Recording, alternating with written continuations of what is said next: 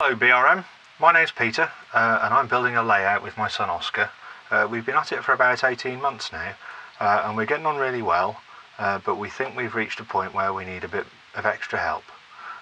We've managed to get our track down, we've managed to do some ballasting, and we're starting to look at filling up our layout with scenery. But we're absolutely aghast with how much choice there is with the different colours of grasses and the different things you can do, and to be honest, we don't really know where to start. Can you help?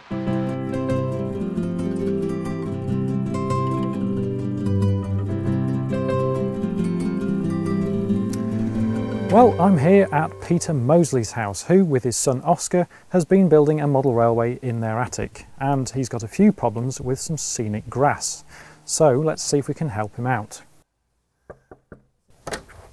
Hello Peter. Hello Howard, nice to see you. Likewise. I believe you've got some problems with your layout. We have indeed, and we'd welcome your assistance. Okay, well let's go and see. Come on inside.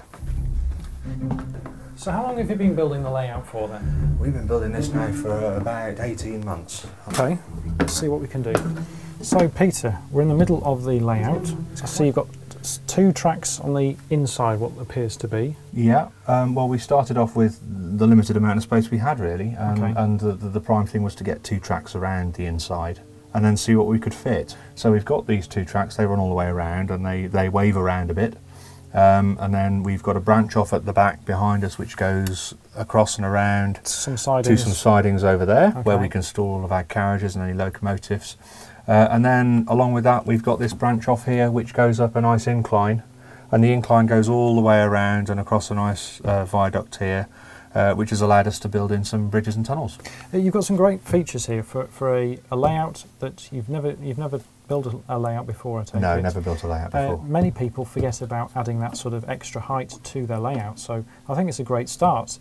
But you're on about the scenery, so yeah, realistically we're not going to be able to do all of the scenery today. No, I guess that. However, there might be a few areas that we can look at and perhaps even complete. So are there any particular areas that you're looking at? Well, there are a couple of things that we're a bit grey on the techniques for really, and one of them is with regards to texturing grassland. Well, I can see you've got a bit of a field here with a gate. Yes, that's right, yes. We have a pencil. Yeah. You're talking about roads. Yes. So shall we have a rough idea and jot some ideas down on the boards before we start? Yeah, okay. Absolutely. Right. So this is going to be like a little farm track level crossing type thing. Exactly.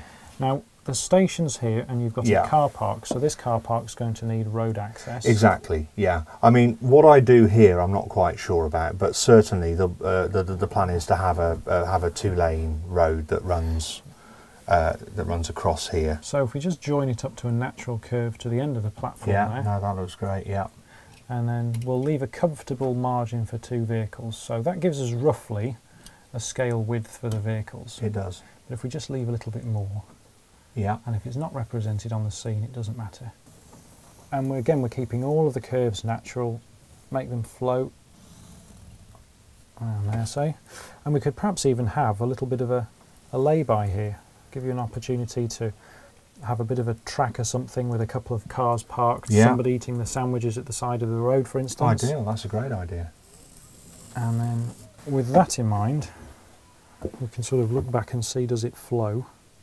And if there are any areas, like for instance here we've got a road, we've got the railway here, so we're probably going to want to fence all of this section off. Yes. To say about there.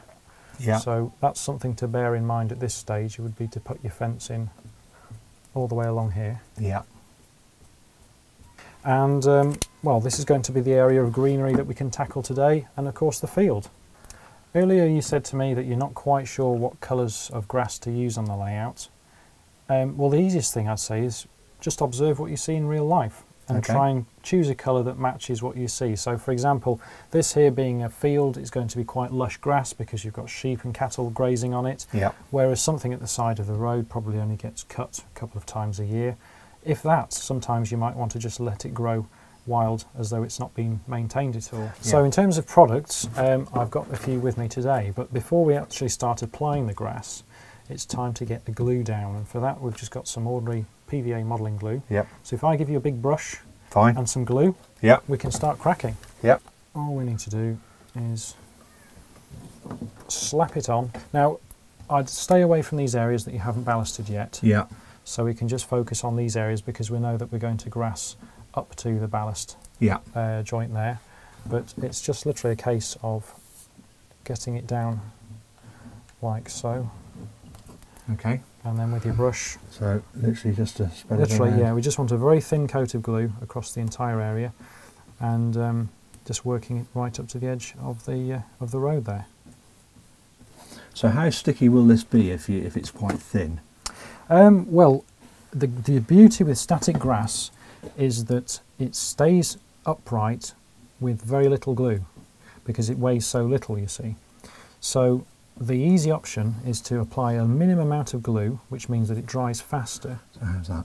That looks brilliant. I think you've just got the right amount of glue on there. And what we can do then is apply a little nail into that glue, and then we'll connect our little crocodile clip, and we'll create an electrical current that flows through it, static electricity. Right. And it'll make all of the fibres stand up on end. Wow, this is something I knew nothing about.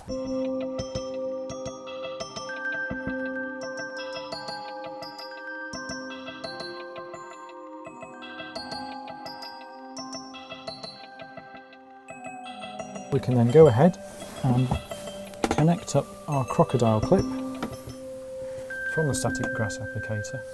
Now this is one that has a little T-strainer end on it. You can get all sorts of different brands, and they all do have sort of various amounts of static grass that you can apply inside them. Okay. All depends on your budget really, but this one is, I believe, from Scenic, and great little tool. Doesn't hold much grass, but obviously as you shake it across, it all comes out and you can just refill at your leisure. Yeah. In terms of colours, we've got all sorts with us here today. This might actually work quite nicely for the road. Yes. We've also got a few other powders, but we've got some colours ranging from longer grass, that colour. Yeah. We've actually got some really short grass here, which this is down to about 1 to 2 millimetres in length. Right. You could also add something like this, for instance, around fence posts as taller grass there, where the sheep haven't perhaps had a chance to have a munch at it. Yeah, somebody's thought of everything. Let's try some of this actually. Okay, so this is going to get layered then? It'll get layered. We're going to apply a few colours, and this is how you get the variety in the colours of your grass, because you don't want to layer the same areas. You want to create little patches, but don't vary the colours too much, or else you'll end up with it looking a little bit mismatched. Yeah. So for the base colour, we can just go ahead and apply some of this into the T-strainer. You can see how thin this is because it's already coming out of the static grass applicator at the bottom. But if I just switch that on now by pushing the little button and just go ahead and shake it over the glue, and gradually this will build up in colour. And you should be able to see a spark if we actually touch the... Oh yeah, yeah. So that's the static electricity working, you see. Any little clumps like this, we can just remove with the fingers. Pick out. So whilst I'm doing this, do you fancy having a go at putting some glue down around there on the field? Yeah, I can do that, yeah. There's just a little bit of loose scatter that I'm adding to form some clumps. Right.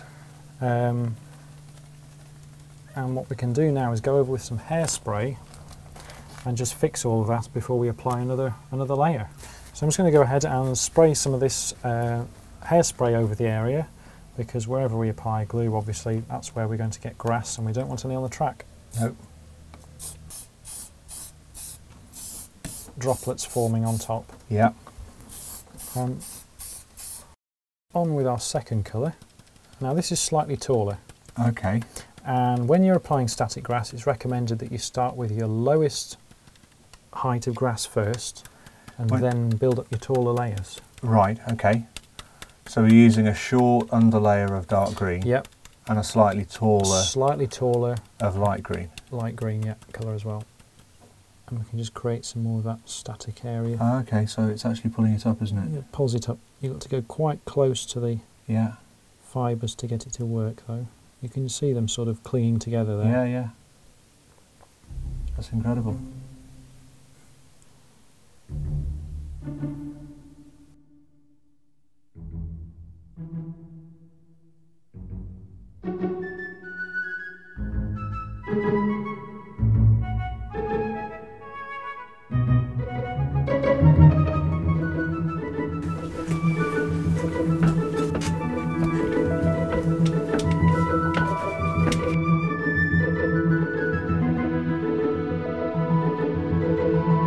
So Oscar, whilst you've been at school, we've been busy. Do you like your new grass? Yeah. So we've made a little area here for your sheep to have a graze. A little bit of a dark colour of grass there, and there's some little bits of weed that we've added around there. Of course, this area we've added some roads for you to fill in later on.